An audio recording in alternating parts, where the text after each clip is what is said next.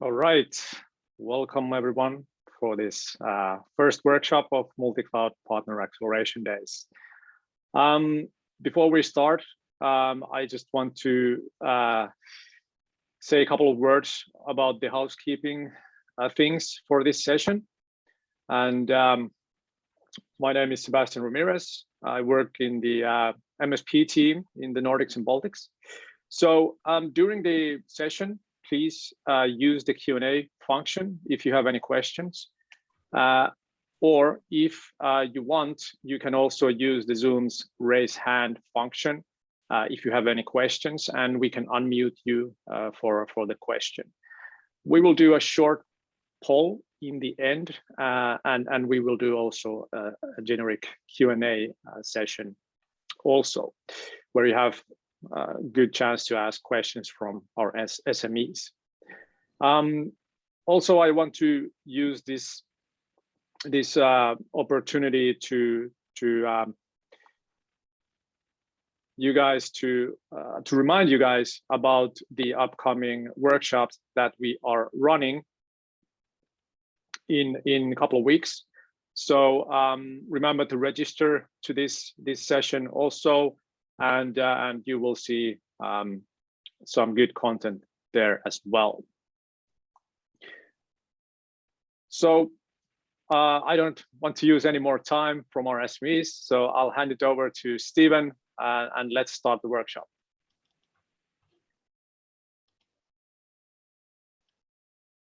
Can you see my screen? Yes. Okay. So thank you and welcome everybody. So I'm Stephen Porter. I'm part of the worldwide multi-cloud strategy and architecture team.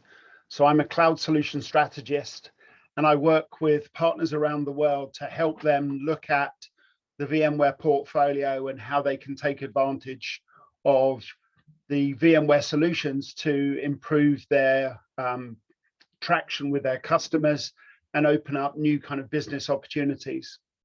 So I'm very much part of this focus on the MSP solutions, looking at how you can take VMware capability and build it into a service that you can offer out to your customers. So this first session is all about the kind of offerings that we can help you create and help you take to market.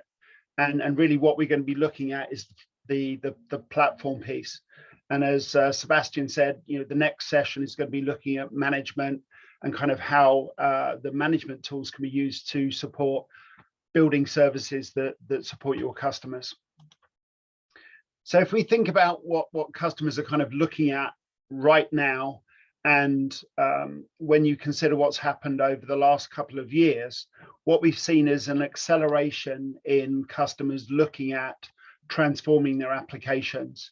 Gartner highlighted that there's been a 40% growth in application transformation because of the pandemic and because of what's been happening with the COVID environment.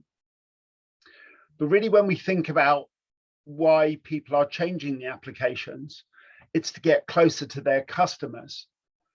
But some of the things that we need to think about when we're looking at the platform and how we can support those applications being delivered, it's some of these items that I've highlighted here in the bullets. It's looking at agility. How can you scale and grow and support a move from bricks and mortar, your traditional high street environment, into a web environment? How can you support people having to change their plans rapidly as snow days happen or lockdowns happen? So what we have to do is to provide a platform that helps improve agility, become a foundation for accelerating innovation. Innovation is what makes your customers different and helps them retain clients and helps them become successful. You've got to look at how they can be differentiated in their market. If you think about Uber and Airbnb, all of these kind of organizations, it's that innovation that has created them to be different. You would never have imagined a number of years ago that a hotel or an accommodation platform would not actually own any properties. And that's exactly what Airbnb have done and Uber have done. So really, when we're thinking about kind of changing applications, these are the headlines.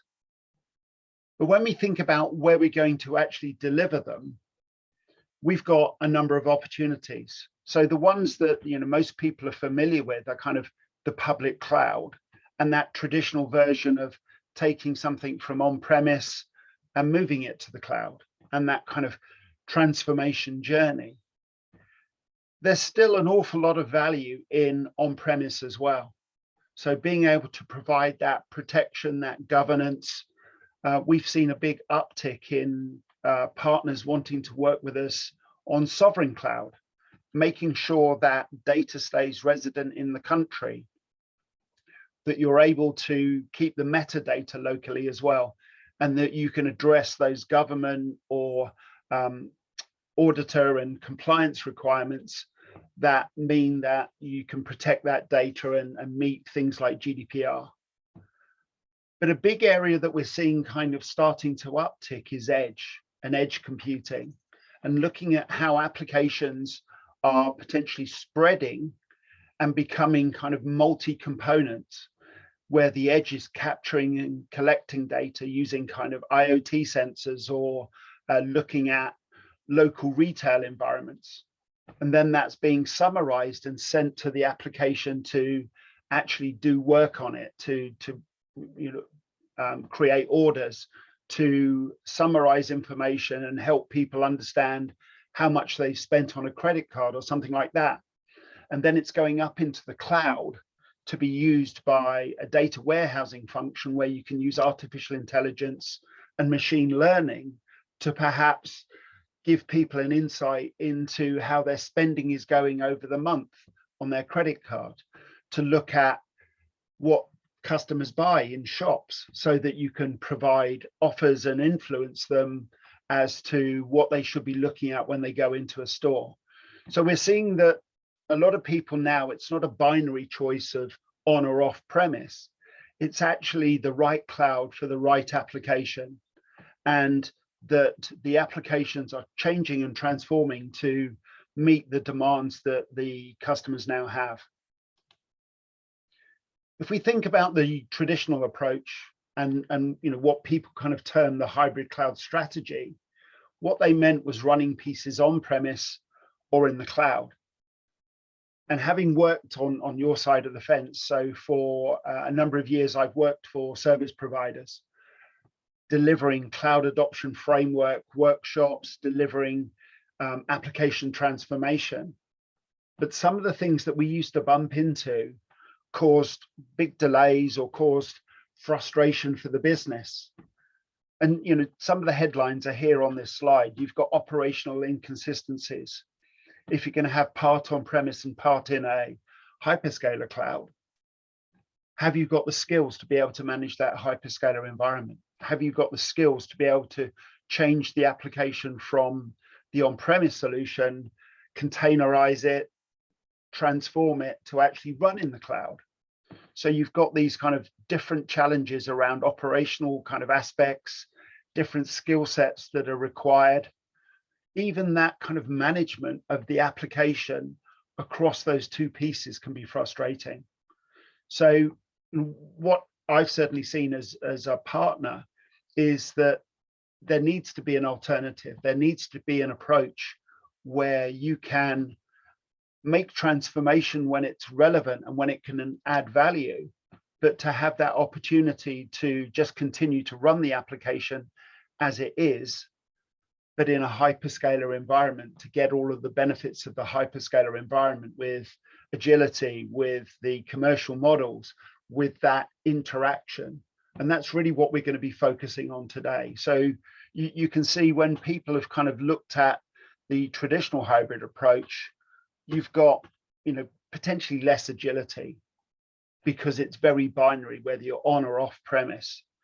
You've got skill shortages.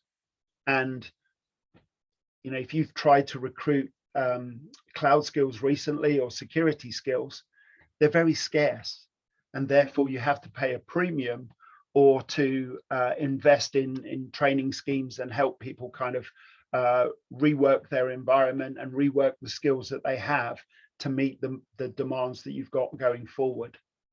And then we've seen, the costs associated with reworking applications can actually take away all of the benefit, that TCO that you're looking for, because the return on investment takes so long to be realized that you don't actually get the benefits that you need until kind of year 6 or year 7. So what VMware's done, and I'm sure you've heard us talk about it, but it's part of the MSP offer, is allow us to take all of those things that VMware's been known for, that foundation of the hypervisor and all of the elements that we manage within the hypervisor, the compute, the storage, the networking, automation now, and moving into that Kubernetes platform. But we've delivered that on the hyperscaler environments.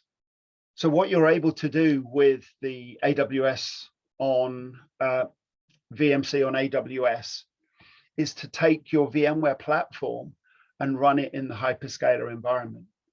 But you can see here, we're able to run it on multiple hyperscaler environments. So you've got an ability to create a very resilient platform that takes advantage of hyperscaler availability and potentially hyperscaler services. To put that in context, I don't know if you saw recently, but Peloton, one of the bluebirds of that kind of innovation demand, they had a problem recently where an AWS region went down, and therefore having that ability to take workloads that run traditionally on VMs and run them in multiple hyperscalers can create an environment where you've not got that vendor lock-in. You've got an ability to run workloads in multiple locations. But you can still take advantage of the platforms that you've built, the private clouds, and you can create a hybrid environment that supports perhaps a customer data center, your data center being that resilient environment, and then the hyperscaler being used for specific applications that have unique requirements, or to provide it as a disaster recovery location.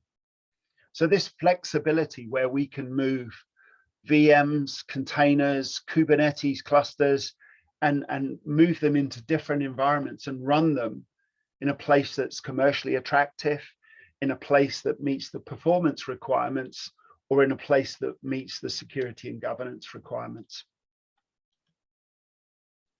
So what that actually looks like in reality, and this is the AWS example, but we work with Microsoft, we work with Google, with Oracle and Alibaba, is you've got this on-premise environment, which is the traditional data center that either you're providing or your customers have, and you provide that management into their environment. But now in the hyperscaler, you've got VMware Cloud. You've got exactly the same hypervisor, hyperscale kind of functionality, but you're able to take advantage of the fact that it's located in an AWS data center, and you're very close to all of those other AWS services. So you can start taking advantage of services around data warehousing or machine learning. You can take advantage of perhaps AWS having a data center in a region, in a location and a geography that the customer wants to get into. So instead of the customer having to invest in a new data center in South America, you can take advantage of a region that AWS has created and use that as a foundation to start perhaps a new business in a different country. So when we think about the value of that hyperscaler, what you can see here is that there are really kind of two aspects. One is the migration efficiencies. So the cost of doing that historical lift and shift into cloud kills the return on investment. And so you can see here the migration costs from moving from on-premise to the cloud and moving from on-premise into VMware Cloud on AWS is significantly less. And what it does is it unlocks some of the blockers.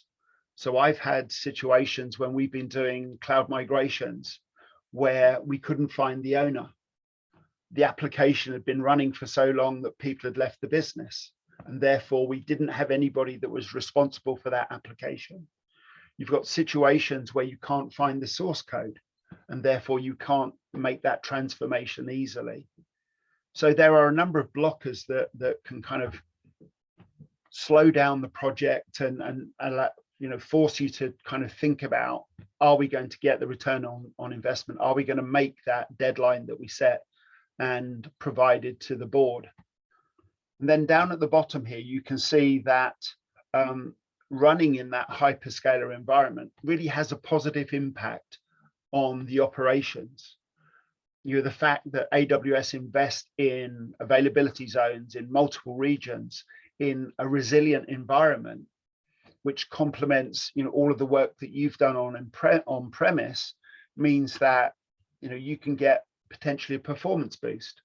They might be running faster processors in the AWS data center compared to that legacy environment that the customers have. So you've got these really positive benefits of moving to VMware Cloud on AWS, which is available to you through the MSP program, and being able to take advantage of your VMware skills, your investment in processes and operational capability, but now just being delivered on a different platform. So if we think about the strategy and where you can use that VMware Cloud, really it's encompassed in these four kind of areas. You've got the core use cases, how we can take that infrastructure and use that infrastructure to your benefit. And that's the classic kind of extending the data center and some other pieces that we'll talk about. You've got ISV application kind of situations. So as a service provider, we were working with a number of ISVs who wanted to move from traditional VMware-based environments and traditional kind of VM monolithic application development environments and move into a more agile containers and Kubernetes environment. So what we were able to do was to take advantage of VMware Cloud and provide that as part of a journey, a migration journey for those applications. But hosting their customers in VMware Cloud actually gave us a benefit because we could support that move from the traditional application to the new application, but also take away that hardware investment that the customers have to make.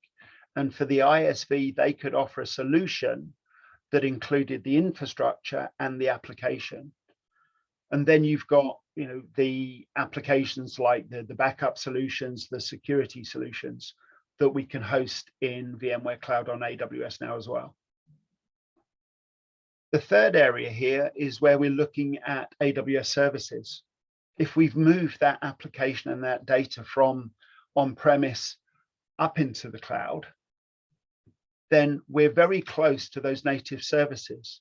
If we want to try out some new capabilities, perhaps some of the bot technologies or some of the speech recognition, some of the IoT services, then we're very close and we could take advantage of them. So, you've got that ability to take a traditional application and give it new function, new capability, but without a huge investment in platform. And then finally, there's an opportunity for you to think about using the MSP solutions to create something for an industry that you're interested in. So as an MSP and as a VMware partner, when I worked for a service provider, we were looking at things like education and providing backup services for schools so that we could take that IT responsibility away from the schools and provide that as a service that they could then rely on us to provide the backups, the resilience for their applications. So if you think about some of the industries that you're in, financial services or local government or retail, there's an opportunity for you to use the MSP solutions, the VMware Cloud on AWS, to create something that is unique to you as a partner that you can then deliver to those customers and help that retail customer set that you have really become innovative. But where a lot of partners start, and certainly these are the conversations that we have with the partners I'm working with, we start over here on the core side. So we're looking at disaster recovery, at data center extension and cloud migrations. So if you think about disaster recovery, you can have a third data center up in VMC on AWS and really provide that ability to have the on-premise environment, which is production, running the applications, and then have that resilient environment up in AWS. We can think about using it as a way of growing and bursting out into that agile environment to support peaks and troughs in application workload.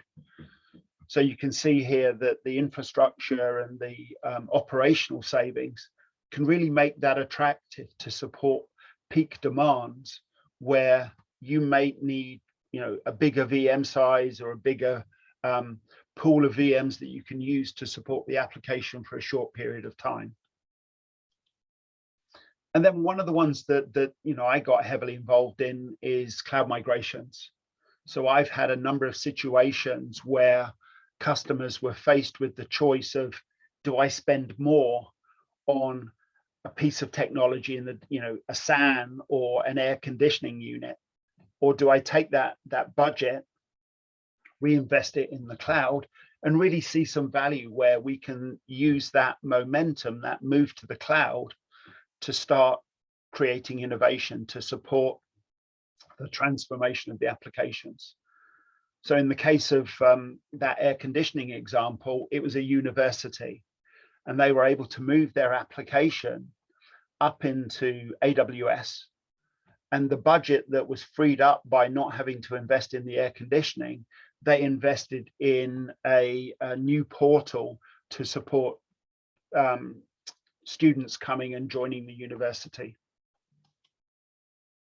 So we talked about ISV applications, and that example I used of the financial services customer. What we were able to do was to create innovation for them.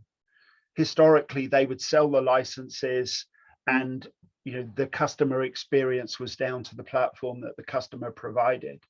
But by working with us as a MSP partner, what we were able to do is to create that intimate connection where the infrastructure and the application were both owned by the ISV. And we could then provide an experience that allowed us to change the commercial model, to move from CapEx to OpEx, from a single transaction into a managed service, where you had that regular connection with the customer and you had that feedback, you had that ability to influence and to look at where the customer was going so that you could support their transformation journey and that digital transformation that they were on. Another good example where an ISV application can be tremendously powerful is disaster recovery. I talked about that ability to have a second or a third data center up in VMware Cloud. But another way that we can use VMC on AWS is with a solution that VMware acquired. So we acquired a company that provides a ransomware protection solution. So this used to be an ISV, and it's now part of the VMware family. But when you think about disaster recovery, most of us think about natural things like disasters. You kind of think about power outages, human error. I used to work in operations as well when I started my career in IT, and I can remember somebody accidentally pressing the big red button that kicked off the halon. So you've got human error that can be a factor there. But the big one that is on everybody's mind at the moment is ransomware. And really, VMware Cloud on AWS and our VCDR solution can be a tremendous tool to provide not only a disaster recovery solution, but also to mitigate against ransomware. So what we have is a situation where in your data center, you might be hosting a customer's environment, or indeed in their own data center, they have got their applications running. And then you as a partner can provide VMware Cloud disaster recovery solution that enables us to take the data, to move that data up into AWS. And what we have is a combination of capabilities. One is we're using native storage in AWS to provide that snapshot, those instances of the application. But then when we invoke a disaster, we've got the ability to rebuild the data center in VMware Cloud on AWS. So you can create an offering for your customers that allows you to provide a very commercially attractive disaster recovery solution that addresses VMware, but then also provide an environment that gives them back the same kind of data center that they had on premise. So what you end up with is the snapshotting capability to provide very aggressive RTO and RPO objectives. You've got that clean kind of separation between perhaps your resilience, your DR solution that you've got at the moment, and this option to have that third offline environment. Another place where we've seen customers really benefit from VCDR is that ability to run the disaster recovery practice sessions more often. I can remember when we used to do disaster recovery testing when I worked in the data center, you'd get 2 weeks to plan for it. They would say, we're declaring a disaster in a couple of weeks' time, and everybody would run around trying to make sure that when we practice the DR, that we could actually recover from it. Whereas with VCDR, we can test it very regularly.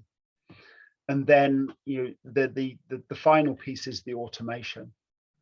We can automate the build and recreate that data center that you've got in your environment or in the customer's environment very quickly up in VMware Cloud on AWS. So for you as a partner, you've probably got a number of solutions at the moment, but what we can start to do is to create tiers of service that you can offer to different clients.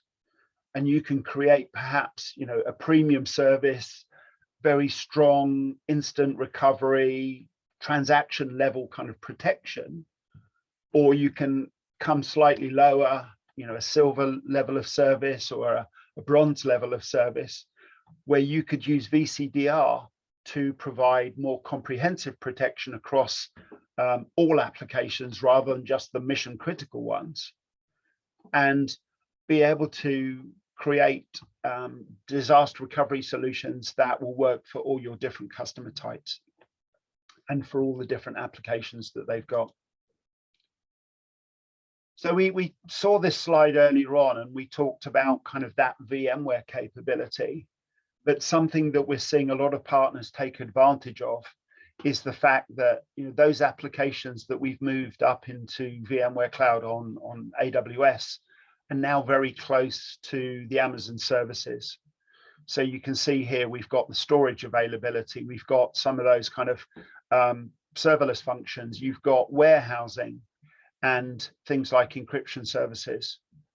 So the fact that we've moved those applications up into AWS means that we can take advantage of all of these, and I'm sure the number's gone up now, but all of these cloud native services, the speech recognition, the bot technologies, and really be able to take a traditional application and perhaps give it a new lease of life and start looking at containers and Kubernetes as a way of transforming those applications.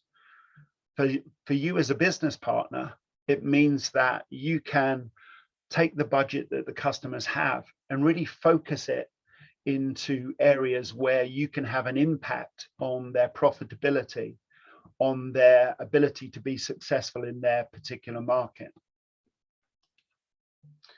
So you've got those kind of operations, those offerings that you can provide for solutions.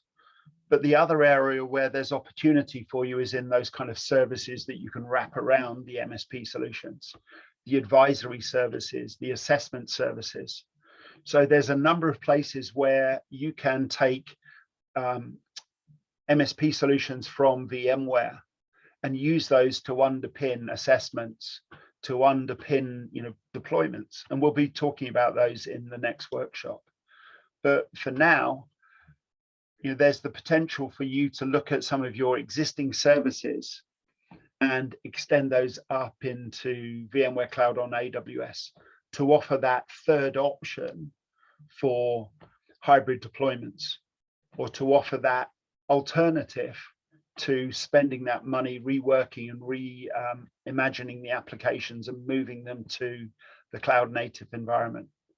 So, when you're looking at things like supporting business cases with VMware Cloud on AWS, and the fact that we can take cost out, that business plan can change quite dramatically.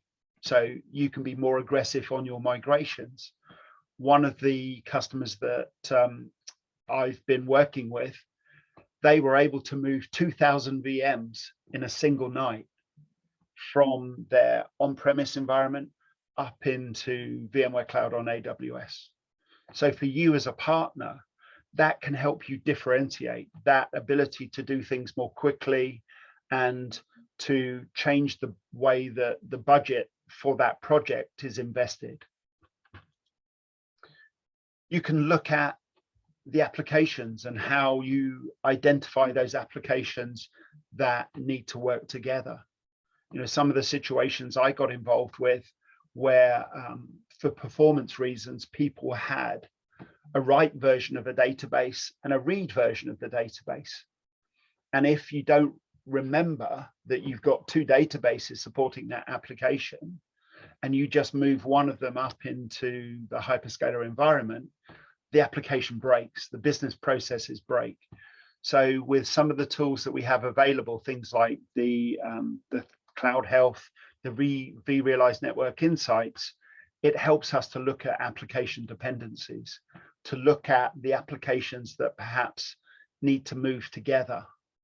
And therefore, you as a partner can be informed on helping the customer create the business case, but also creating the project plan of how you're going to move and how you're going to transform those applications. Some spin-off benefits that can be very beneficial. One is you might identify some security challenges. So I've certainly seen situations where when we've done the assessment, we found servers that are no longer being managed. They were part of a project and they've been left orphaned out on the network and therefore represent a security risk. I've seen situations where storage is there and allocated, but the server's been deleted and kind of taken away. So there's ways that you can create extra value by finding additional cost savings.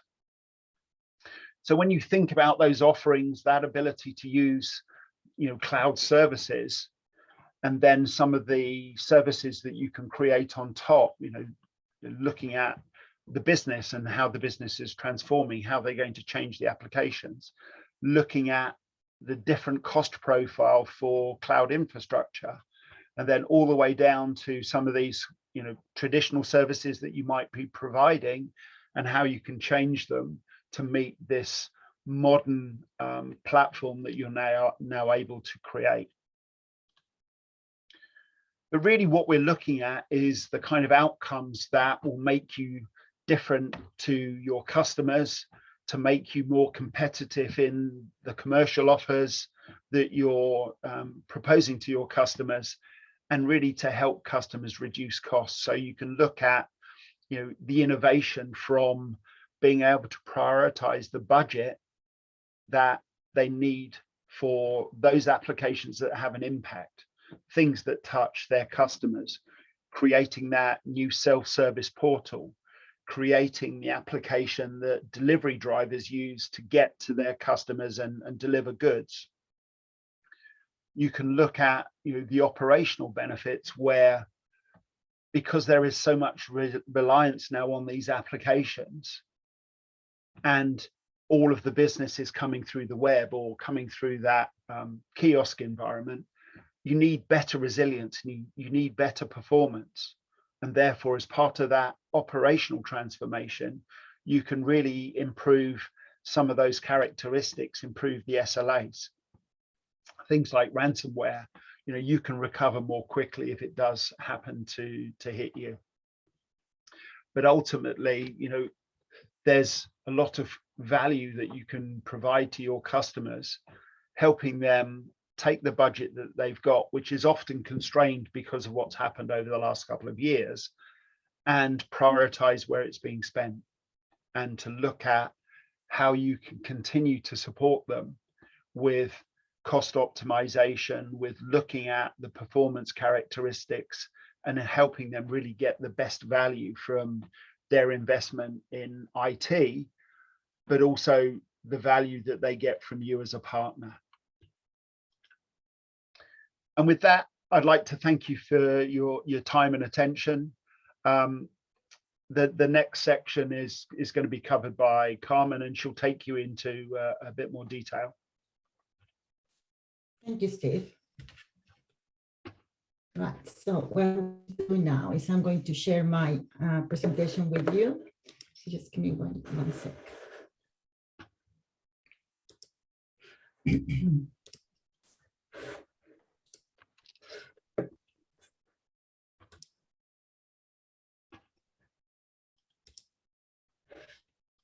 Can you see my presentation? It should be in presentation mode. Yes, we can. Okay, thank you. Right, so let's get started. So what I'm going to talk to you about is the VMware Cloud in AWS with data center extension, migration, and disaster recovery use cases specifically. My name is Carmen Hostetler. I am part of the BCPP team, and I mainly work with our MSP partners in EMEA, and I'm based in the UK.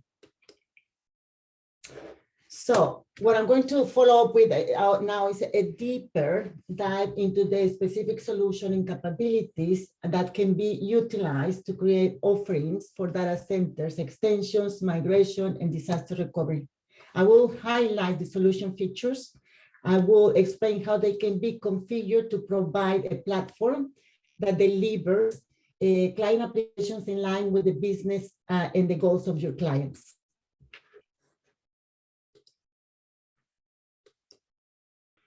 So Steve has done a really good job to walk you through all the several use cases and the key capabilities and benefits of adopting the VMware Cloud services.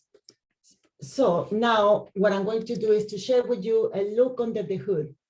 Our service that will help you to deliver cloud solutions for data centers, extensions, migrations, and disaster recovery.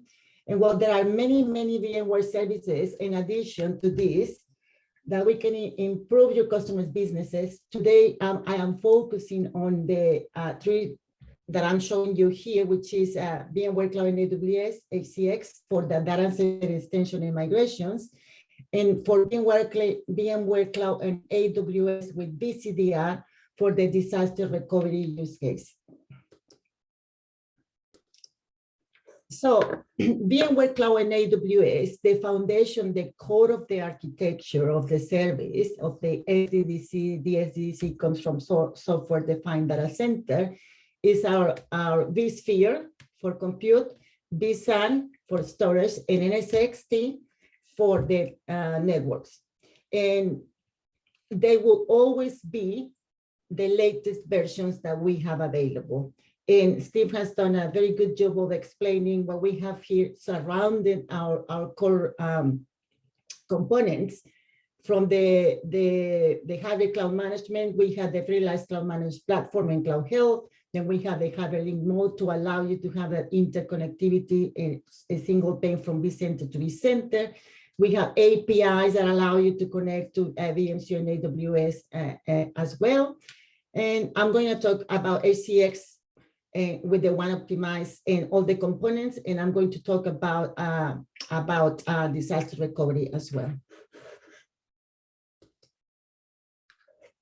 So we talk about the SDDC and the three main components of the core and the architecture for the VMC and AWS. So where do we deploy that? We deploy that in our hosts. And AWS presents us with a bare metal host, the i3 metal and the i3 metal. And as we can see here, they are used for different use cases.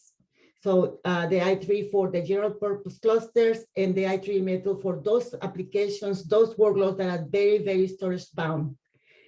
So when we go, I have here at the bottom a link to the AWS ICE. So when I go to the exercise with my partners, solutioning their end customer solutions or their solutions as well, we go to this exercise where we look at two things. We look at the technology. What is it that is going to provide that technology? That's the right host for their solutions. But as well, we need to look at the economics of it. And we go through sometimes a couple of iterations of this to arrive to the right combination of the host they need.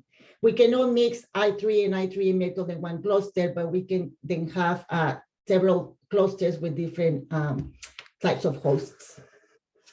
For the i3, the duplication and completion is enabled. For the i3 metal, the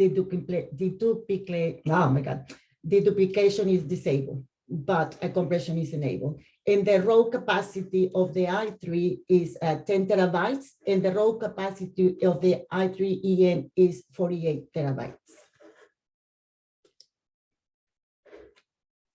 Now let's talk about, we talked about the core components, we talked about the types of hosts, and now let's talk about the clusters that at some point Steve touched in his presentation. So we look at the design, we look at the solution, and we offer two types of clusters. We have the cluster in one availability zone and the stretch cluster. And we start thinking about the solutioning. You talk about your high availability of your application and what happens when something goes wrong. So you have your high availability at the application level, but then you also look at the high availability of your infrastructure, in this case, infrastructure as a service, or SDDC. And if you have a solution in one availability zone, you need to think about what happens. Steve mentioned Peloton. If it's Peloton, what happens for us as customers is we cannot exercise.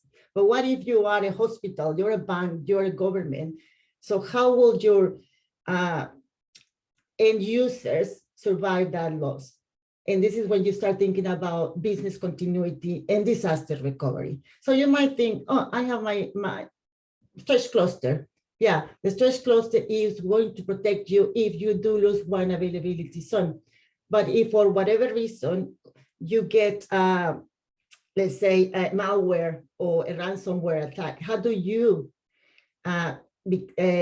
keep your business going? Again, you perhaps need to be thinking about a business continuity and disaster recovery solution. So if I go back to the core of the cluster we can see here, we have the management workload, the management and the workload. They are logical separation within the same physical clusters that we talked before. We, VMware, will deploy our management appliances for vSphere, vSAN, and HCX to manage the services and to maintain those SLAs that we provide to you.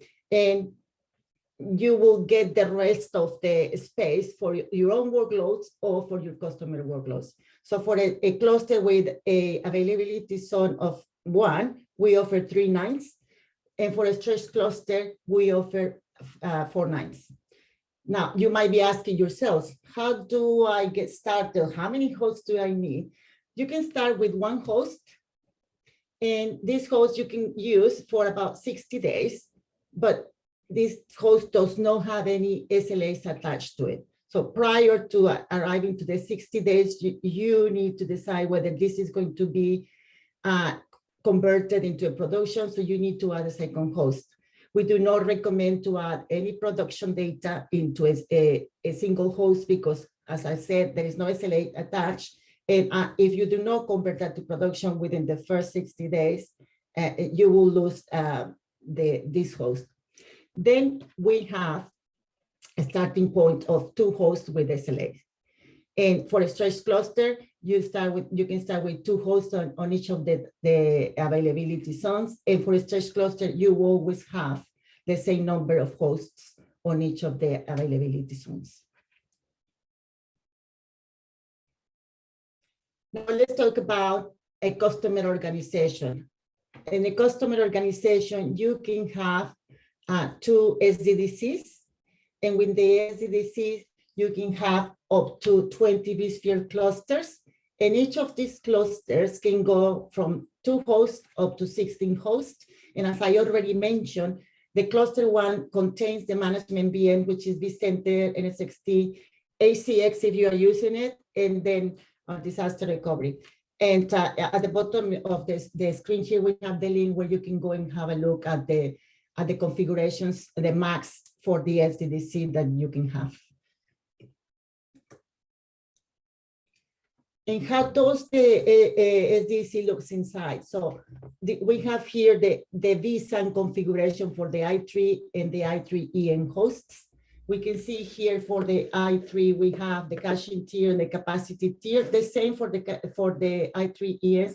And you can hardly see here at the bottom the actual the NVMe design devices is 1, 2, 3, 4, 8 of them here, and the same for here. And this is how it will be divided. We have the 3 i3 metal and the 3 i3N metal hosts, and then for the workloads for your customers and the management. One thing we need to mention is that only your first cluster will have this footprint of the management that we, VMware, use to manage your solution, and also to commit to those SLAs. The second cluster that you deploy within the SDDC, it won't have these devices attached to it or implemented in it. It will be just enough.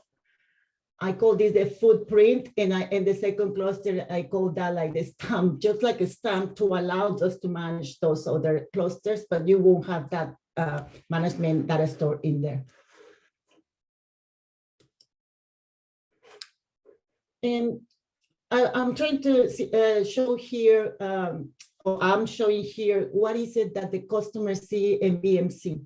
Since this is a managed service, you do not get to have all the access and control that you would have on-prem.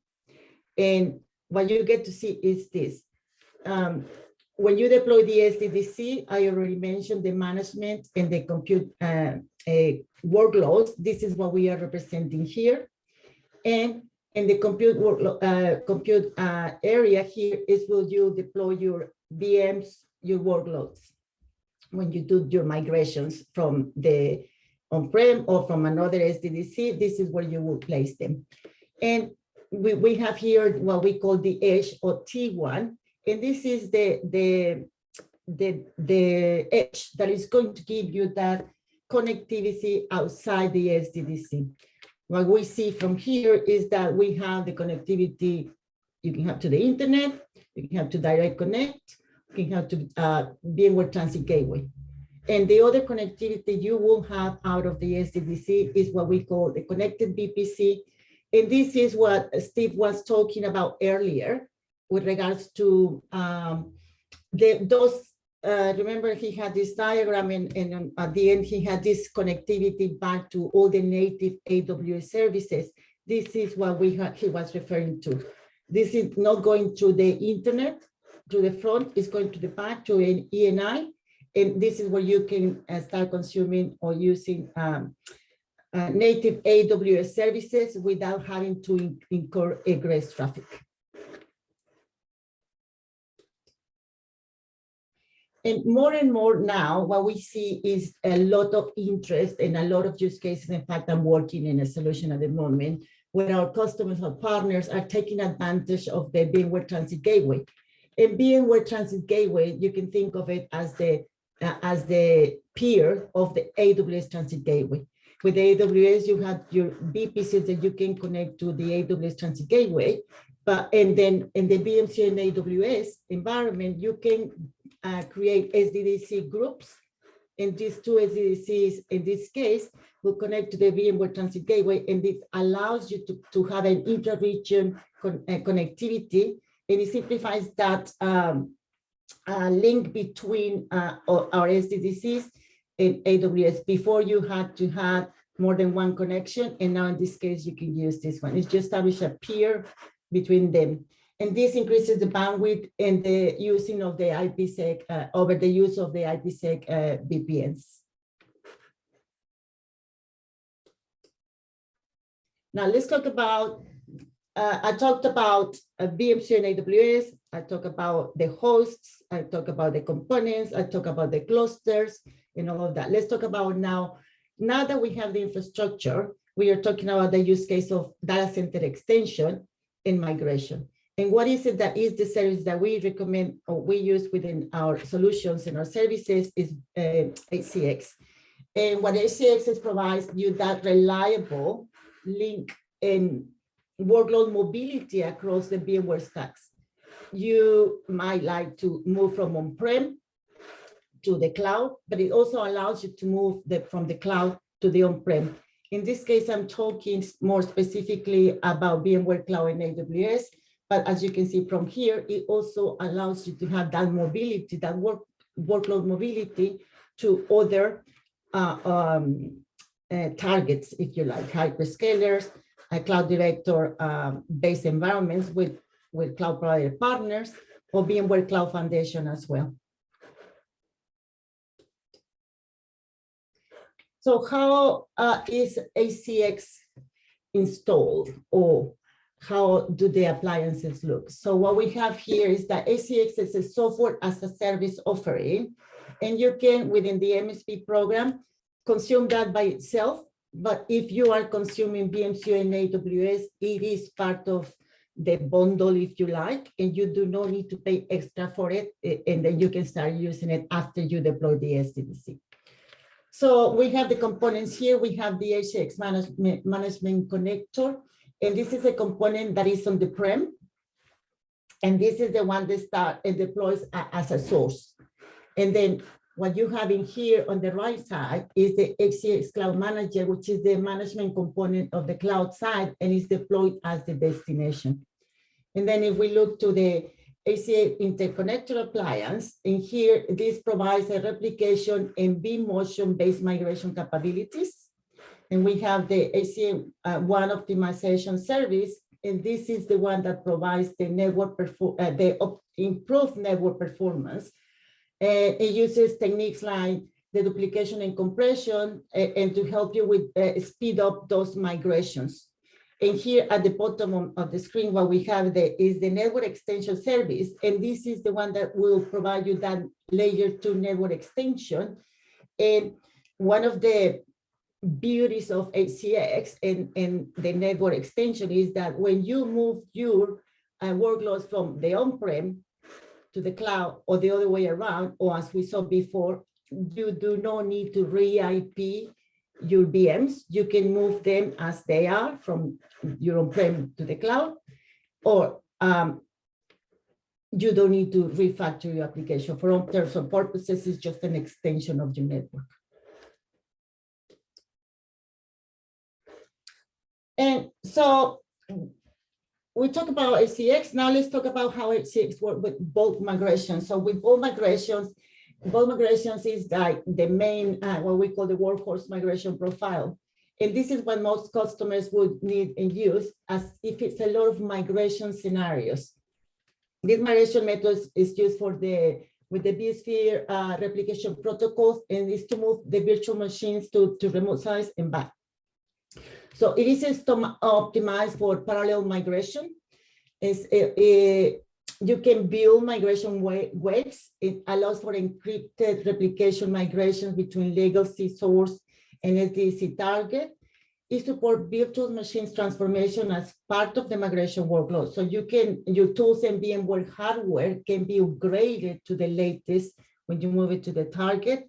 It also supports pre and post customization scripts. It is bidirectional. And as I said, with one optimization allows for the duplication and compression as well.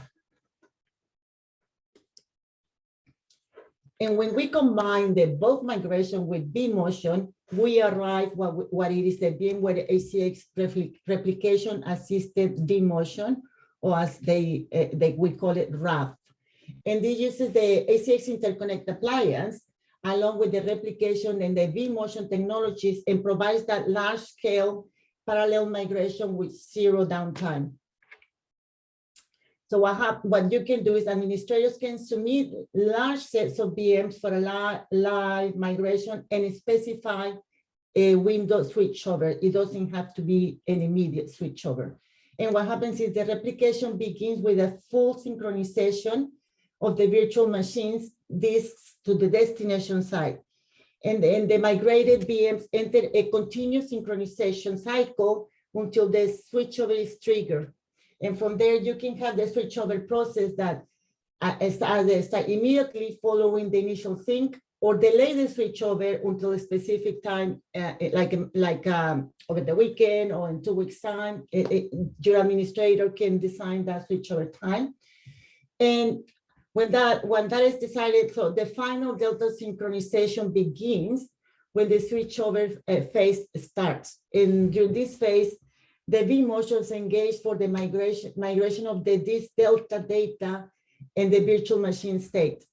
And as the final step in the switchover, the source VM is removed and the migrated VM is disconnected to the network, which is powered on.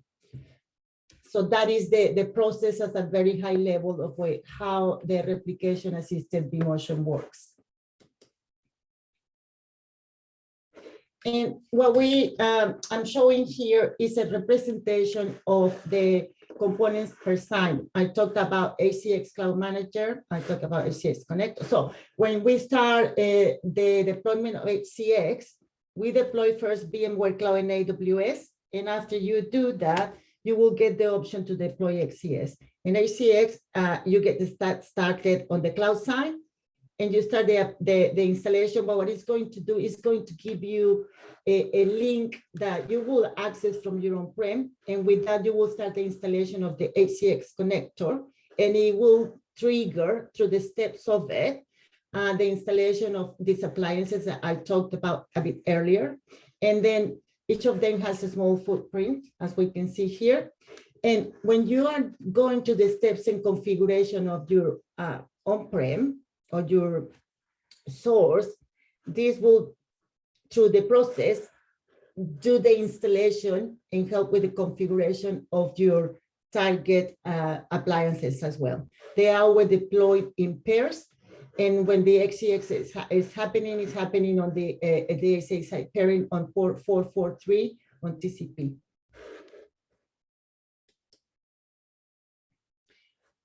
And how does all of them look together? Like this? We have our on-prem site, we have our VMC and AWS destination site, and these are the appliances once they are installed and configured. And this is what we call the service mesh. And we can see from here the vMotion, the management, and the replication segments or networks. And we are representing here the hosts and the cluster 01 on the source side.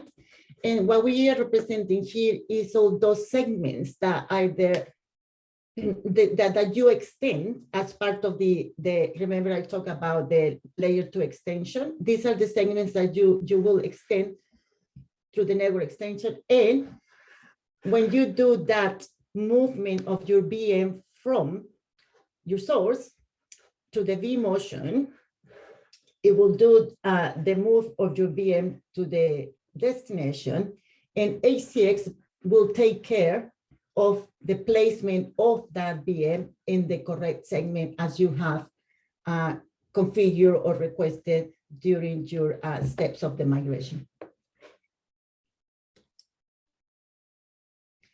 And to talk about the business continuity, the disaster recovery, Steve touched on VMware Cloud disaster recovery, and when I was talking about the different type of cluster, I mentioned that business continuity, that disaster recovery.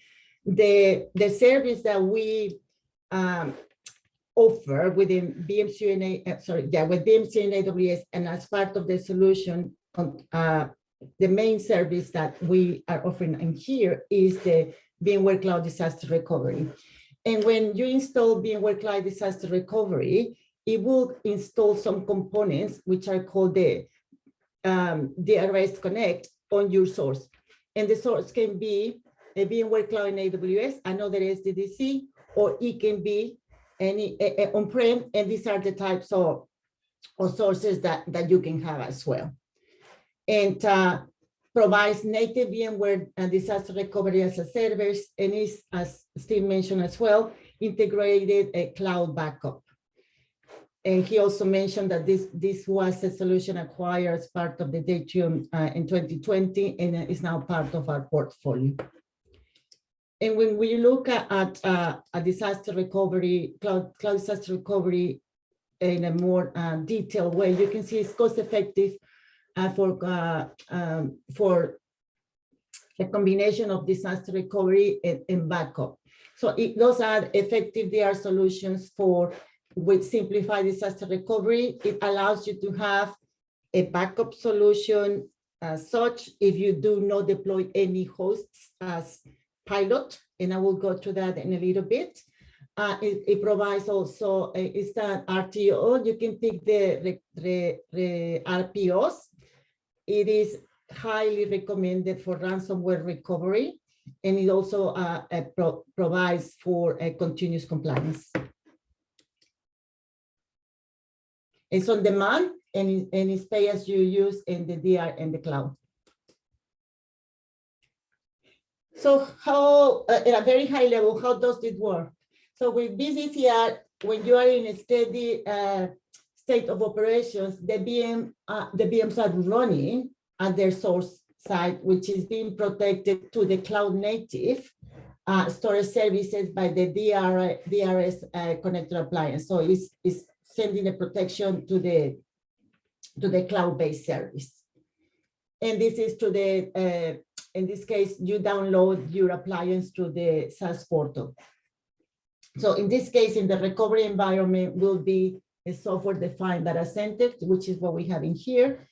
So when there is a need to recover any of the virtual machines, the SaaS orchestrator will assist the customer to extend the additional capacity of an existing SDDC to run those virtual machines that are in scope to bring up the compute on demand, which is scaled out to a project size required for the recovery. So you can start with a number of hosts that are protecting you for those applications that you say, I must have them immediately. For those others that you can wait a bit longer, you have the option to replicate the data and have the data available, but then extend your cluster as you need during that period of time that your production site is being fixed. And then once you go back to a normal state of operations, you can reduce your footprint on your SDDC on this side. So in this case scenario, when using the VCDR storage only, the SaaS orchestrator will assist in deploying SDDC cluster from scratch if you do not have a pilot. And then the solution is cost optimized from the perspective that until and unless there is a reason to run virtual machines in the cloud, you do not need to have the software-defined data center. You make that decision based on your business needs and your customers' needs. So the concept I like to highlight in here is that the on-demand factor, they easy to use in the cloud economics. So in terms of on-demand, in the case of a pilot-like option, the solution is instantly available, and it can be scaled out as required with multiple hosts as needed. When back to steady state of operations, as I said, those hosts no longer required can be removed. And the second is the VCDR solution is a SaaS delivered solution, and it's from an ease of use perspective, and it's perhaps one of the most easiest tools to use. There are health checks and are contained in every runbook, and they make sure that it will work ahead of time. You can test this. You can have testing for this. You need to have the hosts available, and they can be, you can be assured that it's going to work in case when you need it. And then for larger and more complex customers, the recommendation is to deploy at least a pilot like SDDC. And for financial benefits, it's a time-sensitive, cost-effective solution is available and can be scaled up and down as the need arises. Additionally, customers will only pay for storage when they require to protect virtual machines and provide multiple recovery points. So this can provide an optimal balance between cost, time, and the data recovery for your clients. And what Steve talked about the ransomware. So I wanted to bring this to your attention because with BCDR, it has the ability to recover from ransomware attacks. And if the infections, most of the time will happen between 3 or 6 months before they are even discovered. So with the ransomware approach and policies from BCDR, you can create protection groups. And then you can create multiple protection schedules, and then you can keep them even for 6 months.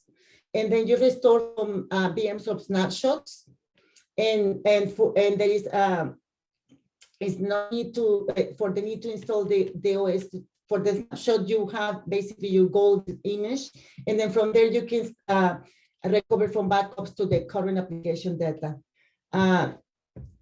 So I wanted to bring this to show to you, to put this into context as to what Steve was talking about earlier, and how does this fit with our high availability, with our protection of our workloads and applications. And how does that look? It looks like this. You have your on-prem, I'm sorry, you have already migrated to an SDDC, or it can be your on-prem as well. And this is how it will look. You have your cloud-based service. You have your disaster recovery, either a pilot live or perhaps just the backup option. And then this is where you will have the expansion or reduction of your host according to your needs. And the last thing I want to touch on is a cloud partner navigator. And within Cloud Partner Navigator, it is the main portal, is the door to our services. As we can see in here, it's in the middle of our ecosystem. And within the MSP program, this is the portal that we use to consume the services. This is where you will consume VMware and AWS, Cloud Director Service, HCX, VMware Cloud Disaster Recovery, and all those services that are available through the program. And I will give you a quick demo of it. Just check the time. Yeah, I will give you a quick demo of it. And so it is very, very, very central to our ecosystem. And the things that you can do with it, you can build your offer. You can publish, subscribe, control the service life cycle. You can onboard and subscribe your end customers. You create subscriptions. You deploy your services. You can use APIs to connect whether to the VMware and AWS, but also there are APIs that are specific to Cloud Partner Navigator. And here you can provide the environments for your customers, your tenants, with the ability to have activity logs for audit and compliance. You can create billing reports per your tenant for customer. And then you can also, on behalf of your customers, you can create support tickets with us. In the MSP ecosystem, the end customer has the relationship with the partner has the relationship with us, and we have the relationship with AWS. So we in the MSP ecosystem will not speak to your end customers as a partner unless we are invited to participate. And what we have here, this is my last slide, is I want to show to you the MSP services that are part of the MSP a program at this point in time. Carbon Black became available to us about a month ago. At the moment, I was talking about VMware Cloud in AWS, but we also have VMware Cloud on Dell, and then cloud provider clouds via Cloud Directory Service. But then we also have the management suite, which is virtualized login side, automation, operations, and networking side. Cloud Directory Service, which is our multi-tenant service. For those of you that are familiar with vCloud Director on-prem, Cloud Directory Service is the evolving, the evolution of it as a cloud service. And we have Cloud Health. Steve touched on that earlier. And then we have also Tansu as part of mission control, as part of our services available as well. And with this, I will finish my slides, and I will switch from here to give you a quick demo of how this actually looks in real life. I do have a demo environment that I would like to share with you. How are we with time at the moment? Stop this.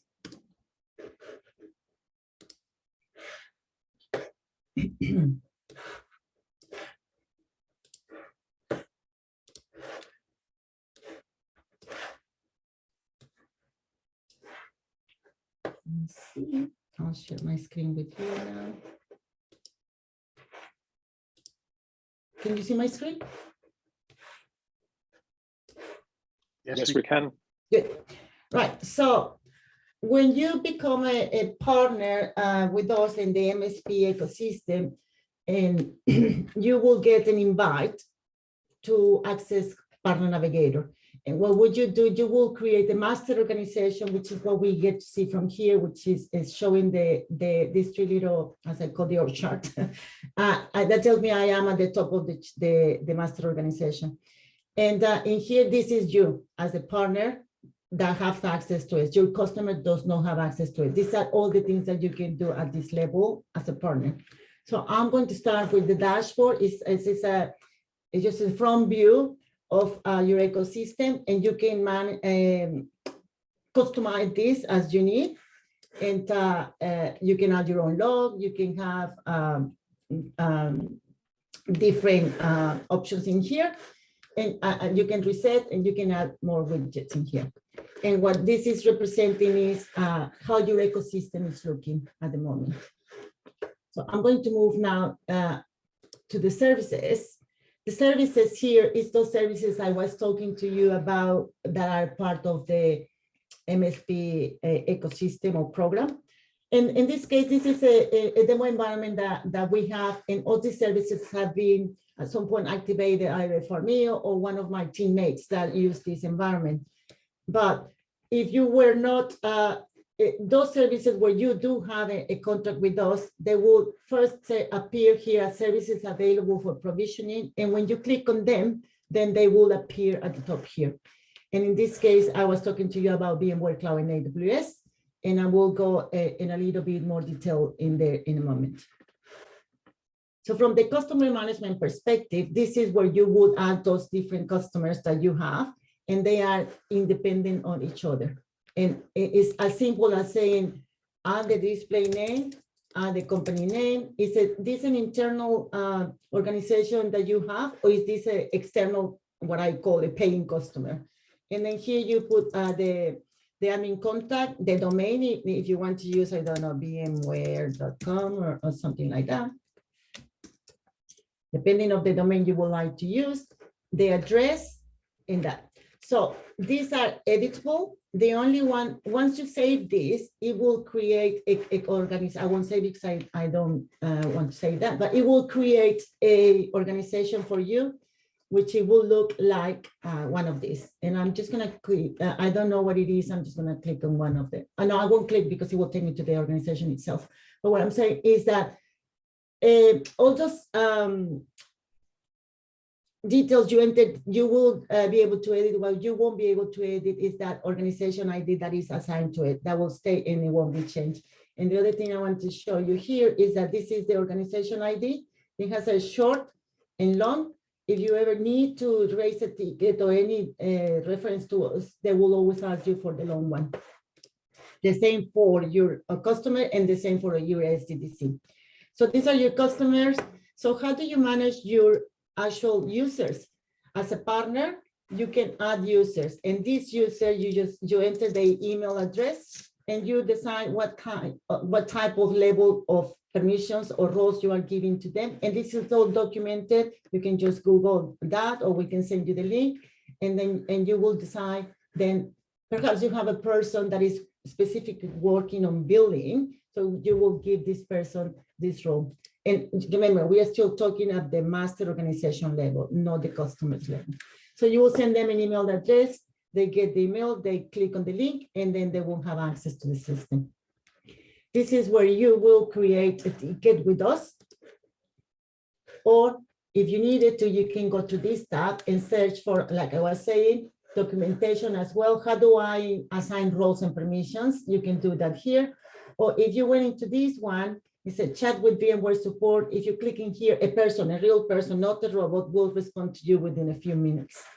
So those are the ways that you have to communicate with us to create tickets. As you can see here, we have created this as part of this demo. From the user and commerce perspective, so here you have your usage. And as you can see here, we have a link to the rental. In this case, it's not configured, but they can configure just part of your rental environments at the usage meter. And then you could add that in here. If you look at the MSP environment, you can create reports. In this case, I'm at the top level, so it's the master organization, but you can also choose any of your customers. I won't find any data in here because this is a demo environment, but you could easily just choose one of your customers, and then the period of time, just say view, and then you will create that report and you can download. This is, like I said, a demo environment, but if this were this is a real environment for terms of purposes. This is how it really looks in real life. But this is a demo environment created to us, so we can show it to you. And if you look at here at the payment methods, this is going to show to you, right? I probably don't have any contracts at the moment. That's why it's taking so long. It will show to you because this is the demo environment, this top. Not good. Let me just close this and start again. Let me just do that. Going to refresh in the console, because you probably don't have any contracts in there. That's why it's not bringing me back that screen. But it typically will show you, if you have a real production environment, it will show you the contracts that you have with us. But like I said, this is not, we don't probably have much contracts in here. So, and in the administration side, one of the areas that is proving to be quite popular is that you create an additional organization with, for all intents and purposes, looks as the one I just showed you, but it's a sub-organization, and all the contracts and all the commits and all those governance is still at the top level. But you can perhaps have an internal team that you want them to get familiar or deploy and test some environments with the integration of Partner Navigator without having to be at the top level. You can do this and give some delegation and self-control without giving them the total, the commit contracts and the commercials to them. And so this is what you can do as well. So what I'm going to do now, how much time do I have left, Sebastian? You have still 10 more minutes.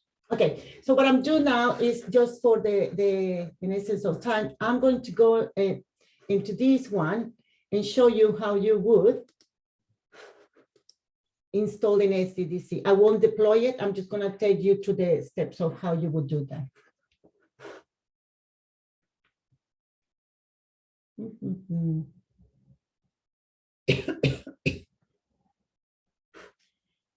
Right. Here we go.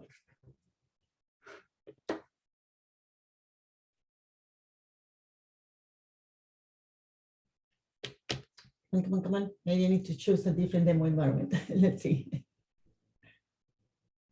Here we go.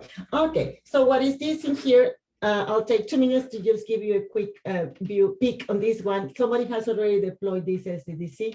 So if I go in here and I have a look at it, it's going to show, remember I talked to you about the number of hosts, 2 hosts, and the capacity. Also in here, it shows those network and security tabs and components that I was talking about. And it also will give you a high-level overview of the management gateway and the compute gateway, and also how it's connected to, remember I talked about that, the VPC connected to the ENI. This is what is represented. This is your connectivity to your external sites and on-prem, and this is your connectivity to the internet. And here is where we talk about the segments that you create to deploy and migrate. Remember I talked about migrating your workloads from on-prem to specific segments. I had web applications, databases. This is where you create those segments. You create VPNs, NATing, gateways, Transit Connect, and you can also configure your firewalls as well in here for the compute gateway or for the management gateway. I talked about also about the add-ons when after you deploy the SDDC. This is where you go and activate the HCX, open HCX. This takes about 3-5 minutes, and then you just move to excuse me, to on-prem, and you can configure that. Here you can open your NSX manager as well, or your vCenter. Maintenance, troubleshooting, settings, and support. So I just want to give you a quick look at that one, a peek. So if I go back to here and I say, let's assume that I'm going to create a second SDDC. I won't deploy it, but this is as easy as this. If you have the prereqs in place, this is how it works. So I select my region. You can select one single host, multiple hosts, a stretched cluster. I'm going to select a single host because it will allow me to continue after the AWS account. You select your types of hosts, and this is the name that I'm going to use. And then I'm going to continue. And here, because I selected one host, it will let me skip the AWS account. If I have selected more than one, I need to provide the AWS account. And what it does the a CloudFormation template that establishes that link to that connected VPC that we've been talking about all along. This is where that happens. You have to have that connected, that VPC configured to speed up the process of the deployment of the SDDC. In this case, I'm just going to say continue here. This is where you configure the management subnet for your SDDC. It cannot, there is some specifications you need to take into account. You cannot have a duplication of this management subnet anywhere. So you need to make sure that it's unique. And once you, in this case, I'm just going to use that for the example, and I'll say next. And then once you accept the charges and pricing per host, and then you say deploy SDDC, this takes about 1 hour and 45 minutes for the SDDC to be deployed. And after we do that, we just come back and say, now I have my SDDC. Now let's start configuring HCX. And that's how easy it is to do the deployment of the SDDC if you do have all your prereqs in place. And I'm going to stop here, Sebastian. I think I took all of my time now. And I think you needed to have a time for a quick poll. Mm-hmm. Yes, so we do have some time left. So if you're satisfied, we can continue to do the poll. So I'm just going to launch the poll right now. So if everybody could spend a few minutes to answer these questions that we are asking you in this poll, it would be very useful for us. So I'm launching it now. You should be seeing the poll.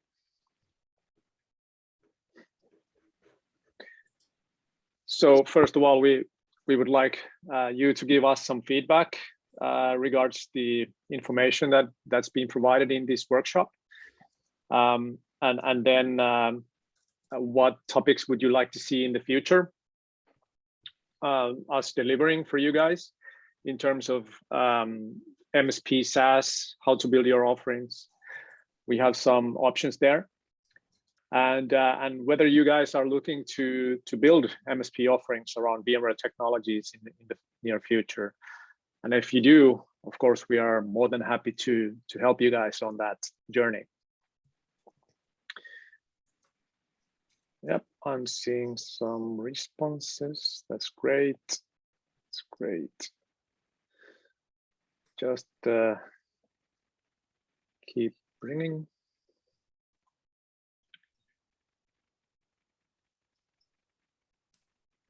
We have some time still to do this poll, and after that we have also time for Q&A. So if anybody has a question that would like to ask live, I'm more than happy to unmute you. If you just can use the raise hand function in Zoom, we can do that. And after this poll, I will stop the recording as well, if so that everybody has the opportunity to ask questions without being recorded. Yeah, we're still gathering some answers, so please keep them coming. And if you have questions that you don't want to ask live, please use the Q&A function.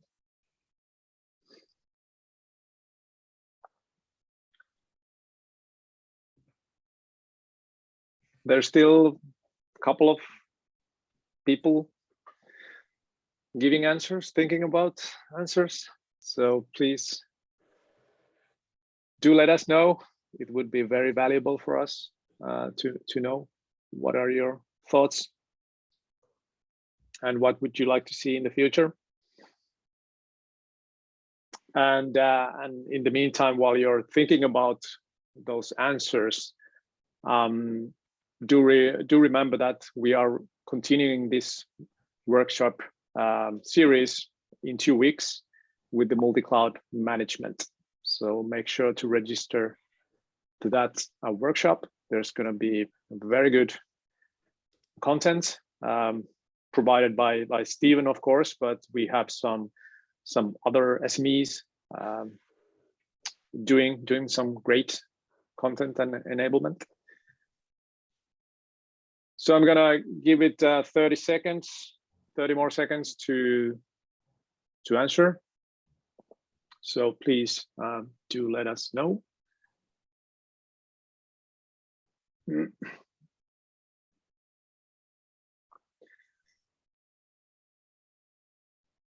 And yes, Santeri, we are planning to distribute the material afterwards. So you will get the material.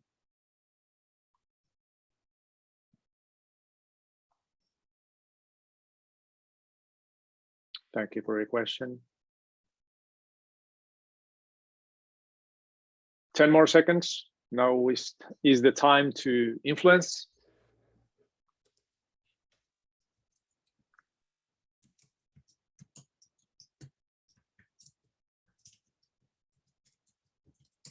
All right. Thank you everyone for giving answers. Just gonna end the poll right now. And now it's time for Q&A. We have some 5 to 10 minutes. If anybody wants to ask any question, you can put it in the Q&A function, or you can ask, raise your hand and ask live. I'm gonna now pause the recording so you have the opportunity to ask without going into recording.